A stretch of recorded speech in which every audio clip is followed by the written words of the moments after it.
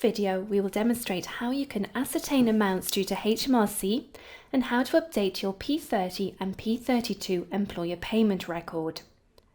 First, select the HMRC Payments tab. The first time you enter this facility, you'll be asked to set up your HMRC payment schedule. Select either monthly or quarterly as required and press Continue. A summary of your tax, NIC and student loan liability for the first month or quarter of the tax year will be displayed on the screen. If you have received any funding from HMRC in the month or quarter to refund tax to employees, this amount can be entered in the field provided in the tax section. Similarly, if you have suffered any CIS deductions in this period, enter accordingly. Under the NIC section, if you have received any funding from HMRC to pay statutory pay, the amount received can be entered here. If you are eligible to claim the employment allowance, click on Enable and follow the on-screen instructions. Once the employment allowance has been enabled, BrightPay will automatically calculate the amount of employer NIC that can be deducted from your liability to HMRC. For assistance with claiming the employment allowance, please view our separate tutorial on this topic. After completing all relevant fields, the overall amount due to HMRC for the tax period will be displayed at the bottom of the screen. If you make a payment to HMRC for this tax period, enter this amount in the Amount Paid field and enter your payment date. Click Save Changes to update the summary.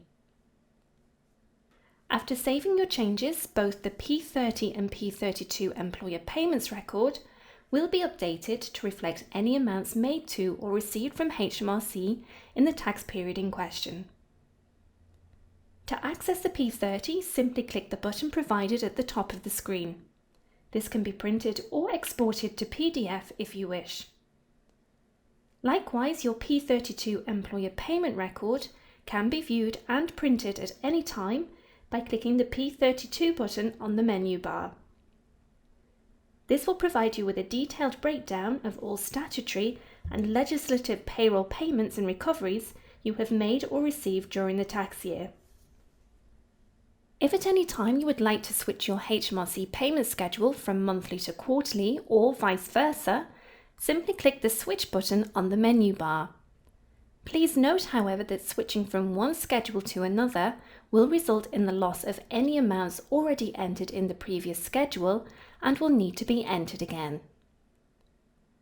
Under RTI, if you have statutory payments to recover or have suffered CIS deductions in a particular tax month or quarter, an employer payment summary must be submitted to inform HMRC of the reductions you're entitled to make to the totals already submitted on your full payment submissions.